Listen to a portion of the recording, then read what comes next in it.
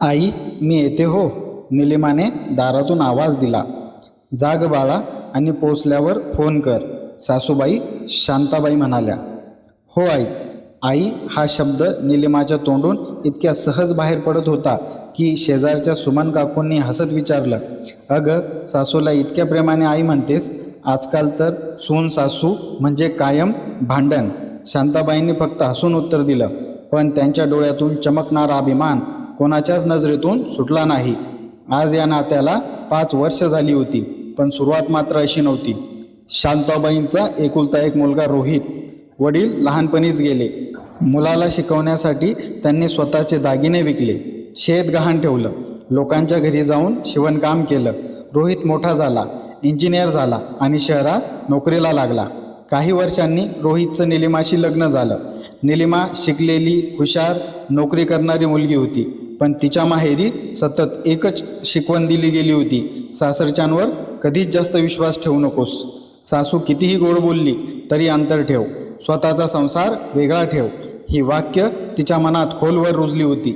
लग्नानंतर पहिल्याच दिवशी शांताबाईंनी तिच्या हातात घराच्या किल्ल्या ठेवल्या. हे घर आता तुझं आहे.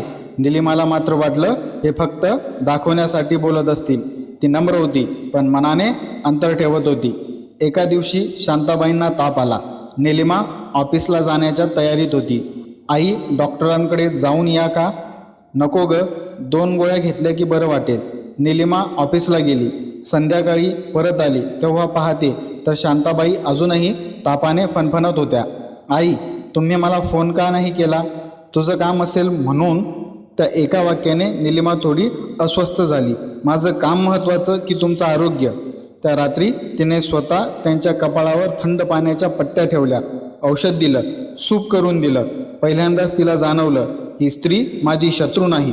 काही दिवसांनी निलिमाचा वाढदिवस होता. ती ऑफिसमधून थकून घरी आली. घरात दिवे लावलेले, छोटासा केक, तिच्या आवडीची पुरणपोळी आणि शांताबाई हातात छोटीशी साडी घेऊन उभ्या. वाढदिवसाच्या शुभेच्छा बाळा. निलिमाच्या डोळ्यात पाणी आलं.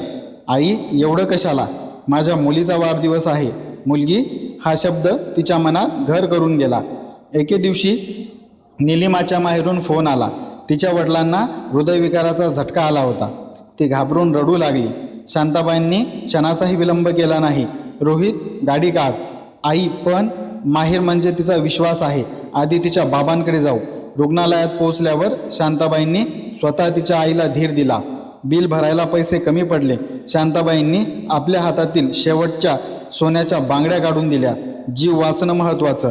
निलिमा अवाक झाली. ज्या बांगड्या त्यांनी आयुष्यभर जपल्या त्या त्यांनी क्षणाचाही विचार न करता दिल्या.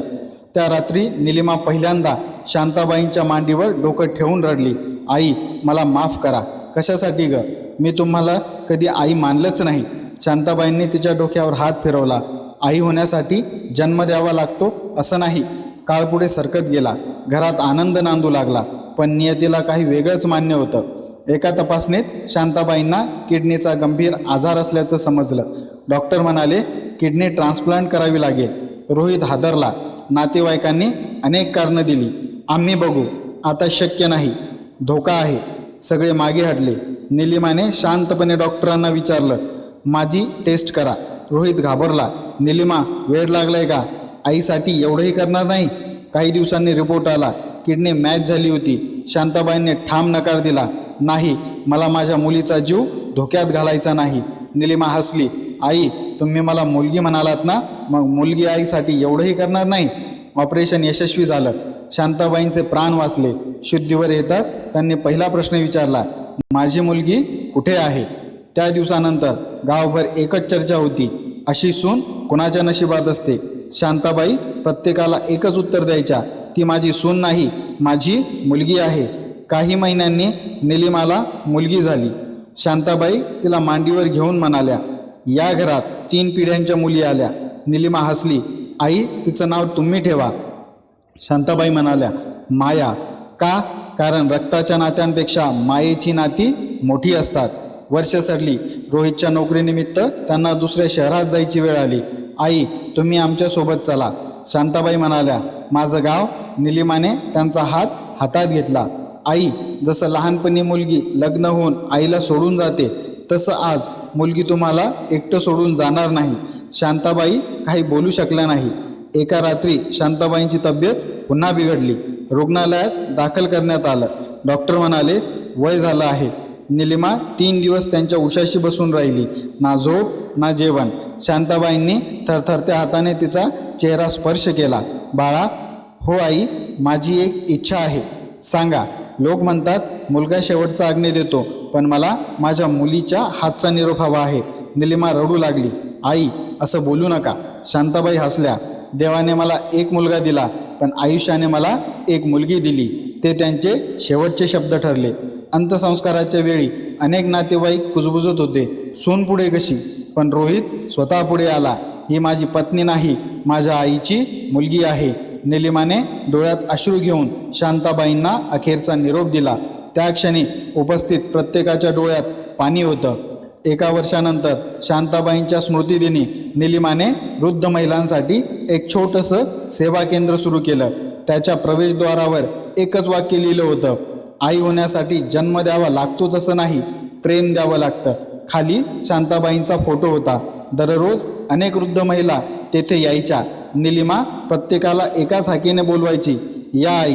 लोक विचारायचे, तू एवढं का करतेस?